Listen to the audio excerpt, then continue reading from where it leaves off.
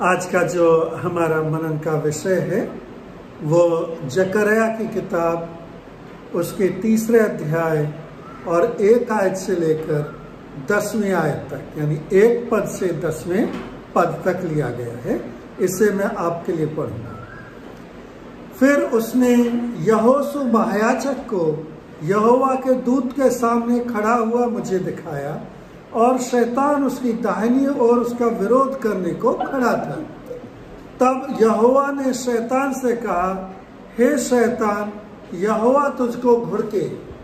यहोवा जो यरूशलेम को अपना लेता है वही तुझे घुड़के। क्या यह आग से निकाली हुई लुकटी सी नहीं है? उस समय यहोशू तो दूत के सामने मैला वस्त्र पहने हुए खड़ा था।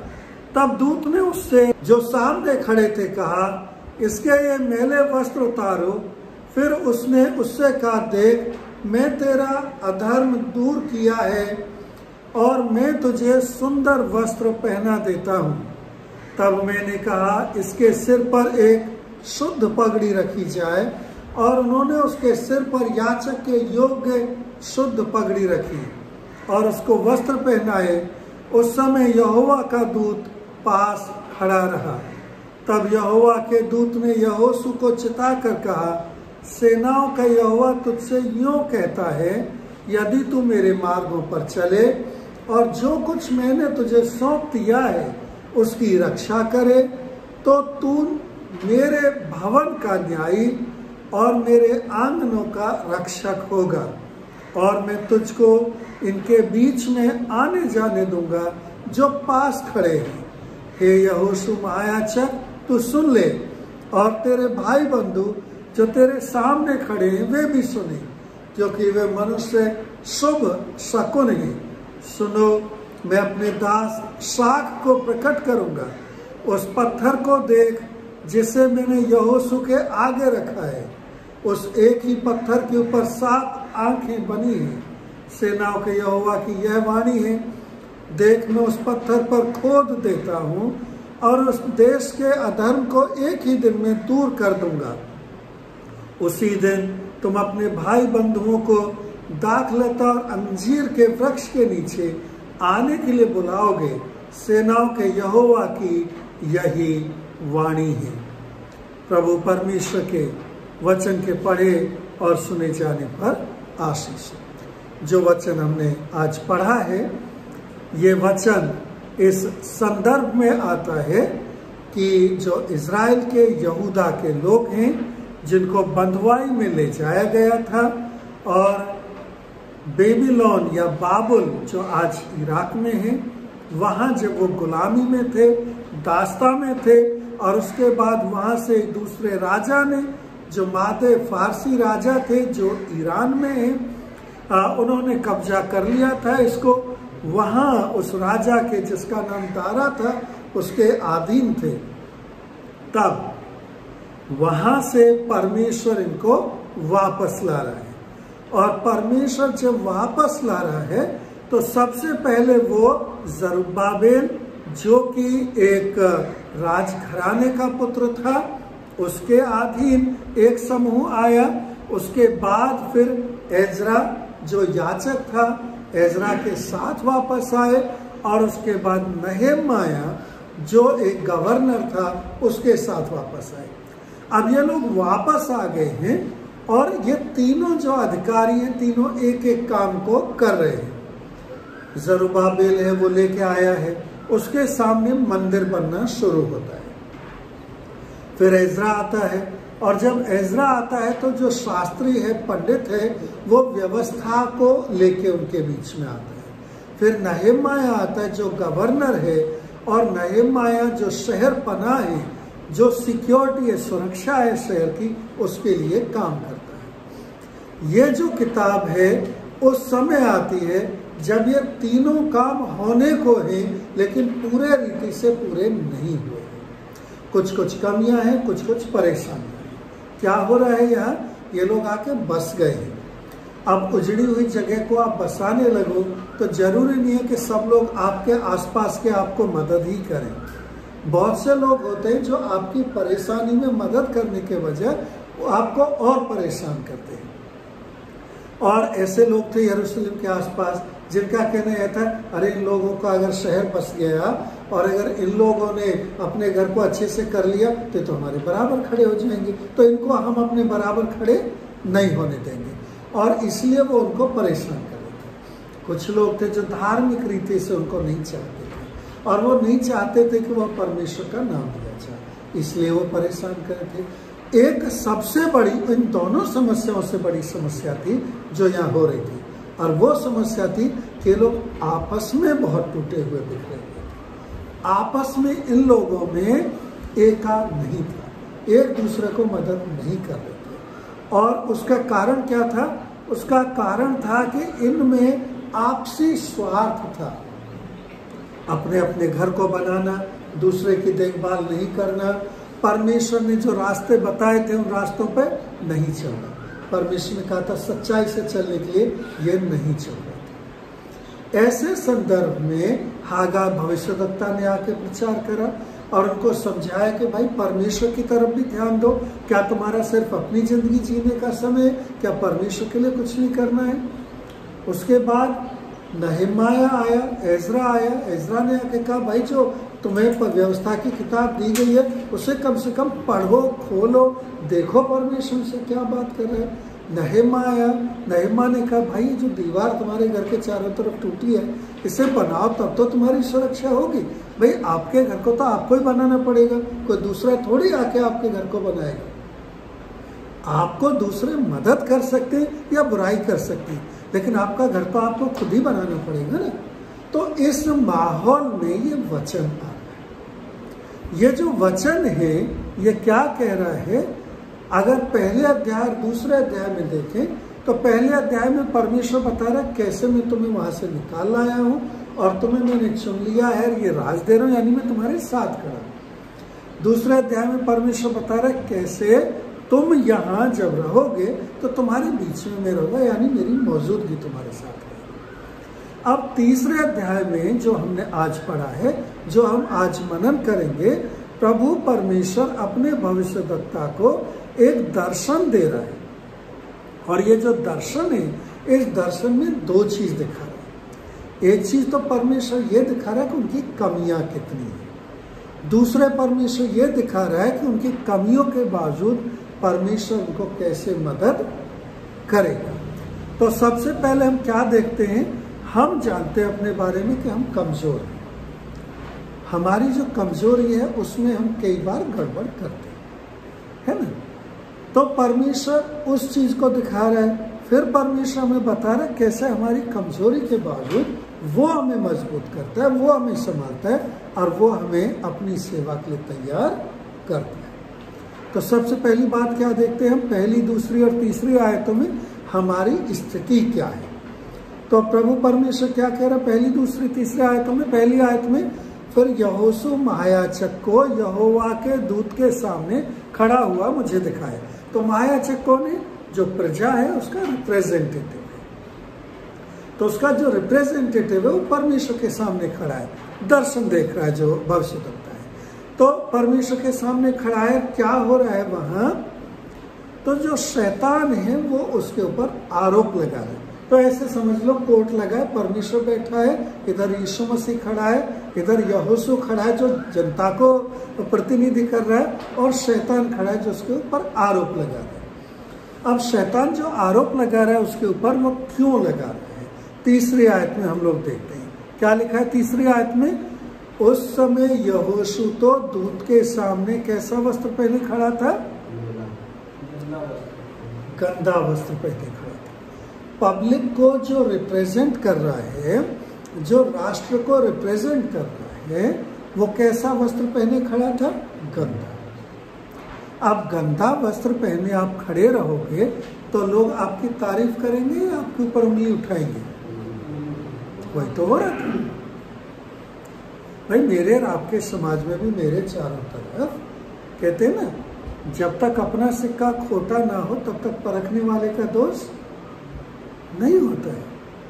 तो कहीं ना कहीं कोई कमी रह जाती है हमारी जिंदगी में। अब कोई ना कोई कमी जब हमारी जिंदगी में रह जाती है तो हमारे आसपास के लोग, जो हमें पसंद नहीं करते वो उंगली उठाते। भाई दुश्मन को तो मौका चाहिए ना, जो हमें पसंद नहीं करता उसको तो थोड़ा सा मौका चाहिए उंगली उठाने का, उसकी कोई गलती नहीं है इसमें, मौका तो हमने दिया है ना।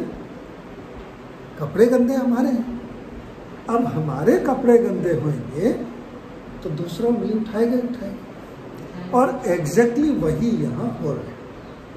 तो यहोशू जो है परमेश्वर के सामने खड़ा है और शैतान आरोप लगाने के लिए खड़ा है, और यीशु मसीह जिसे दूत कहा गया वो दाहिनी तरफ खड़ा है। ठीक है, समझ आ गई पिक्चर। अब इस पिक्चर में जो पब्लिक है यानी जो मेयर आप हैं, वो यहोशू में जो रिप्रेजेंट हो रहे हैं, यहोशू में वो कैसे गंदे कपड़े। अब मेयर आप अपनी रोज की जिंदगी पे देखें तो क्या पाएंगे, मेयर आप इतने धर्मी इतने पवित्र तो नहीं है ना हम लोग, कहीं ना कहीं कोई ना कोई गलती हमसे कहीं ना कहीं किसी ना किसी रूप में हो ही जाती है। और वो गंदगी क्या है, हमारे कपड़े हैं एक तरह से, है? जैसे मान लो मैं अच्छे साफ सुथरे कपड़े पहन के बाहर निकलूं और रास्ते में कहीं कीचड़ हो या गंदा हो या गंदी झाड़ियाँ हो और बेख्याली में वहां से निकल जाऊं तो थोड़ी देर में क्या होगा, मेरे कपड़ों पे कैसे दाग दिखेंगे, गंदे गंदे दाग। अब वहां से जब मैं आगे निकल जाऊं और कोई भीड़ खड़ी हो और वो भीड़ मान लो मुझे पसंद नहीं करती है तो मुझे देख के हंसेगी तो, है ना, वो मेरे ऊपर उंगली उठाएगी। तो ये स्थिति है जो यहाँ हम लोग देख रहे हैं परमेश्वर के सामने मेरी और आपकी। अब ऐसी स्थिति में मैं आप क्या करें, क्या कर सकते हैं मेरा, कुछ नहीं, ज्यादा से ज्यादा ये कह सकते हैं सॉरी गलती हो गई। लेकिन सॉरी गलती हो गई कहने से थोड़ी दाग धुल जाएगी, है ना, भाई मुझे माफ कर दो कहने से थोड़े दाग धुल जाएंगे, दाग तो फिर भी दाग ही रहेंगे। तो परमेश्वर फिर क्या करता है, दूसरी आयत जो हमने बीच में पढ़ी थी वहां देखते हैं, चौथी और पांचवी आयत में देखते हैं क्या लिखा है। तब यहोवा ने, जो कि यीशु मसीह के लिए लिखा है, शैतान से कहा, हे शैतान यहोवा तुझको घुटके, यानी दूसरा यहोवा जो पिता परमेश्वर के लिए लिखा है, त्रिएक परमेश्वर की जो हम बात करते हैं, यहोवा जो यरूशलेम को अपना लेता है वही तुझे घुटके, क्या यह आग से निकाली हुई लकड़ी सी नहीं है। यानी प्रभु यीशु मसीह कह रहा है अपने पिता परमेश्वर से कि वो शैतान को डांटे। क्यों डांटे शैतान को, भाई शैतान गंदे आदमी के ऊपर ही तो उंगली उठा रहे, तो क्यों डांटे, क्या लिखा है, क्योंकि यहोवा ने यरूशलेम को अपना लिया है। इस गंदा आदमी खड़ा है, ये जो दाग वाला बंदा है, इसको परमेश्वर ने अपना बेटा बेटी करके मान लिया है, इसलिए परमेश्वर डांटे। अब मान लीजिए मेरा बेटा या बेटी है, आपका बेटा बेटी है, वो गंदगी में खेल के आए, कपड़े गंदे करके आए और पड़ोसी आके उसको डांटने लगे, तो डांटने देंगे क्या हम, नहीं ना, हमारा बच्चा गंदा तो हम साफ करेंगे भाई, दूसरे किसी को थोड़ी बोलने देंगे कुछ। ऐसा करता है मेरा परमेश्वर आपके लिए। तो सबसे पहली बात परमेश्वर मेरे और आपके लिए क्या करता है, मुझे और आपको अपना बच्चा होके जैसे भी मैं और आप में वैसे ही अपनी गोद में ले लेता है, वैसे ही मुझे और आपको क्या कर लेता है, अपना लेता है। फिर क्या करता है परमेश्वर, चौथी और पांचवी आयत में क्या लिखा, तब दूत ने यानी यीशु मसीह ने जो उसके सामने खड़े थे कहा, इसके ये मैले वस्त्र उतारो, भाई गंदे कपड़े पहन के खड़ा है ना। फिर उसने उससे कहा, देख मैंने तेरा धर्म दूर कर दिया और मैं तुझे सुंदर वस्त्र पहना देता हूँ। क्या करते माँ बाप, जब बच्चा हमारा गंदा हो जाता है, हम उसके गंदे कपड़े क्या करते, उतार देते, नहला देते, है ना। और फिर पांचवें आयत में क्या लिखा है, तब मैंने कहा इसके सिर पर एक शुद्ध पगड़ी रखी जाए, और उन्होंने उसके सिर पर याचक के योग्य शुद्ध पगड़ी रखी और उसको वस्त्र पहनाए। उस समय यहोवा का दूत पास खड़ा रहा। तो यीशु मसीह क्या कर रहे जी आपके लिए, शैतान दुश्मन तो उंगली उठाएगा ही उठाएगा, लेकिन जो हमारा माँ बाप है, जिस परमेश्वर ने मुझे और आपको अपने बच्चे करके ले लिया, वो डांट रहा है शैतान को, तेरी हिम्मत कैसे होगी कि तू मेरे बच्चे के ऊपर उंगली उठाए। मेरा बच्चा गंदा दिख रहा है ना तुझे, मैं साफ करूंगा। और तुरंत से क्या आज्ञा देता है वो स्वर्गदूतों को, इसके गंदे कपड़े उतार दो, इसको नहलाओ फटाफट, साफ सुथरा करो और इसको नई पगड़ी और नए कपड़े पहनो। परमेश्वर नहीं चाहता कि हम गंदे रहें, परमेश्वर नहीं चाहता कि हम गंदे रहें। हम गंदे हैं, हम कमजोर हैं, लेकिन परमेश्वर चाहता है कि हम साफ सुथरे हों। लेकिन वो साफ सुथरे होने को हमारे ऊपर नहीं छोड़ता है, बल्कि वो क्या करता है, अपने आप उस गंदगी को ले लेता है, जो यीशु मसीह ने मेरे और आपके लिए क्रूस के ऊपर करा। आज से 2000 साल पहले यीशु मसीह ने क्रूस के ऊपर क्या करा मेरे और आपके लिए? क्रूस के ऊपर उसने अपना बलिदान मेरे और आपके लिए दे दिया। क्यों दे दिया बलिदान? भाई गलती जो गंदगी है उसके लिए तो किसी न किसी को सजा भुगतनी पड़ेगी। वो सजा उसने अपने ऊपर ली, अपने ऊपर वो सजा लेके अपने साफ कपड़े मुझे और आपको दे दिए, ताकि शैतान मेरे और आपके ऊपर आरोप ना लगा सके, ताकि जो दुश्मन है मेरे और आपके ऊपर उंगली ना उठा सके। एक दूसरे तरीके से आप देखो, मान लो किसी का कर्जा है मेरे ऊपर। अब जो कर्जदार, जो जिसका कर्जा है वो तो मांगेगा, हो सकता है वो बुरा भला भी बोले, लेकिन जो कोई मुझे प्यार करता है, अगर उसके पास है वो आके उस कर्जे को पटा दे, तो फिर जिससे कर्जा लिया वो मुझे कुछ भी कह नहीं सकता। लेकिन उसके लिए उसको अपना जीवन देना पड़ेगा ना भाई, जो उसके पास है देना पड़ेगा। लेकिन मेरे लिए क्या है फिर? जब परमेश्वर मेरे साथ ये सब करता है तो ये करके वो क्या चाहता है? वो चाहता है कि अब मैं अपने पिता, अपने परमेश्वर के बातों को मानूं, क्योंकि फिर माँ बाप क्या कहेंगे? अब दोबारा कपड़े गंदे नहीं कर, है ना? तो मैं दोबारा से उस कीचड़ में जाके ना गिरूं, दोबारा से मैं वैसा ना करूं, बल्कि अपने माँ बाप के लिए अच्छा काम करूं, ताकि दूसरे लोग देख के कहें, अरे इसके माँ बाप कितने अच्छे होंगे, जो बच्चा इतना अच्छा है ना? ताकि परमेश्वर की मेरे आपके द्वारा से महिमा, और परमेश्वर वही चाहता है। तो हम 6वीं 7वीं आयत में जब आगे पढ़ते हैं तो क्या लिखा है?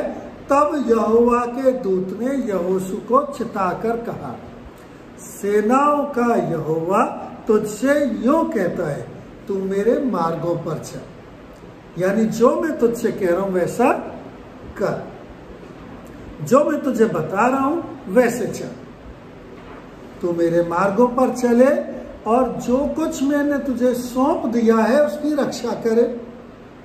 मैं जो मैंने तुझे दिया है, जो कपड़े नए पहनाए, जो साफ सुथरा बनाए, उसकी तू रक्षा कर, तो तू मेरे भवन का न्यायी और मेरे आंगनों का रक्षक होगा, और मैं तुझको इनके बीच में आने जाने दूंगा जो पास खड़े। अब पास खड़े वाले लोगों में शैतान भी खड़ा है, जो उसके ऊपर आरोप लगा रहा था। तू इनके बीच में न्यायी होगा, है ना? तू मेरे आंगनों का रक्षक होगा, और इनके बीच में जो तेरे आसपास खड़े हैं, इनके बीच में आने जाने। क्या चाहता है परमेश्वर? क्या बनाना चाहता है मुझे आपको?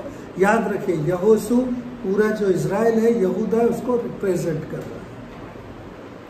तो मुझे आपको एक कम्युनिटी के तौर पे प्रभु परमेश्वर क्या चाहता है कि जो लोग उंगली उठाते हैं उनके बीच में हम ऐसे अच्छे बने कि वो परमेश्वर के न्याय को जाने, परमेश्वर को जाने, परमेश्वर के आंगनों को जाने और परमेश्वर की महिमा कर सके। क्यों करना चाहता है वो परमेश्वर? कैसे करना चाहता है? 8वीं 9वीं आयत हम लोग पढ़ेंगे। हे यहोशू महायाजक, तू सुन ले, और तेरे भाई बंधु जो तेरे सामने खड़े वे भी सुने, क्योंकि वे मनुष्य शुभ शकुन हैं। सुनो, मैं अपने दास साख को प्रकट करूंगा, जो यीशु मसीह को दर्शाता है। उस पत्थर को देख जिसे मैंने यहोशू के आगे रखा है, उस एक ही पत्थर के ऊपर 7 आंखें बनी, जो परमेश्वर को दिखाता है कैसे परमेश्वर सारी दुनिया को देख रहा है और जांच रहा है। सेनाओं के यहोवा की यही वाणी है, देख मैं उस पत्थर पर खोद देता हूं और इस देश के अधर्म को एक ही दिन में दूर कर दूंगा। क्या बैकग्राउंड थी, क्या संदर्भ था इसका जो हम यहाँ पढ़ रहे हैं कि ये लोग गुलामी से वापस आए हैं, दुख से मुसीबत से निकल के आए हैं, अलग अलग समूह में आए हैं और परमेश्वर का जो काम है उसे करने में विफल रहे हैं। मंदिर बनाना था, नहीं बना पाए हैं। इनको अपने शहर को सही सलामत करना था, नहीं कर पाए हैं। परमेश्वर की व्यवस्था को मान के सही रीति से चलना था, नहीं चल पाए। तो परमेश्वर क्या कह रहा है, जैसे यहोशू को दर्शन में दिखाया है, जो उस राष्ट्र को, उस देश को रिप्रेजेंट कर रहा है, किस तरह से उसकी गंदगी, किस तरह से उसके पाप को दूर कर दिया है, उसी तरह परमेश्वर कह रहा है इस देश के, मेरे लोगों को, क्योंकि मैंने इन्हें अपना लिया, एक ही दिन में इनके अधर्म को क्या कर दूंगा, दूर कर दूंगा। तो रिजल्ट क्या होगा फिर? रिजल्ट ये होगा, उसी दिन तुम अपने अपने भाई बंधुओं को दाखलता और अंजीर के पेड़ के नीचे आने के लिए बुलाओगे, सेनाओं के यहोवा की यही वाणी है। क्या मतलब है इसका? इज़राइल में अंजीर के पेड़ और दाखलता के पेड़ के नीचे बुलाने का मतलब था, ये किसान थे, चरवाहे थे, अच्छी खासी अच्छी फसल है, अच्छी सुख है, शांति है। भाई जब लोग मिलके बैठ के आनंद कर सकें, इसका मतलब आपस में एका है, आपस में एक दूसरे को प्यार करते हैं, आपस में एक दूसरे को मदद करते हैं, एक दूसरे के साथ खड़े होते हैं।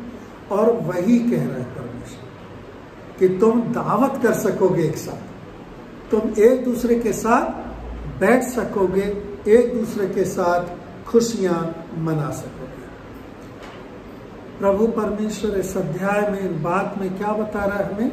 वो हमें तैयार कर रहा है हमारे अधर्म को दूर करके अपनी धार्मिकता के द्वारा से हमें इस लायक बना के कि हम दूसरों के लिए अच्छे उदाहरण बन सकें, अधर्म दूर हो जाए, ताकि हमारे साथ सब लोग बैठ के आराधना स्तुति कर सकें और सब लोग प्रभु परमेश्वर के नाम को धन्य कह सकें।